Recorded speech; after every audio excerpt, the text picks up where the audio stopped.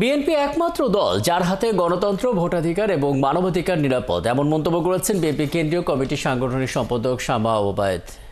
তিনি বলেন, বিএনপি সরকারের সময়ে মানুষকে মিথ্যা মামলায় জেলে যেতে হয় না। বিএনপি যখন সরকারে থাকে তখন দেশের অর্থনীতিও ভালো থাকে। বুধবার বিকেলে ফরিদপুরের সালথা উপজেলার মাঝারদিয়া ইউনিয়নে বিএনপি অঙ্গ সংগঠনের আয়োজনে অনুষ্ঠিত আলোচনা সভায় প্রধান অতিথির বক্তব্যে তিনি এসব কথা বলেন। তিনি বলেন, তলাবিহীন ঝুড়ি থেকে একটি উন্নত ও সমৃদ্ধশালী দেশ হিসেবে গড়ে তুলতে পারে শহীদ প্রেসিডেন্ট জিয়াউর রহমানের নেতৃত্বে প্রতিষ্ঠিত এই দল বিএনপি।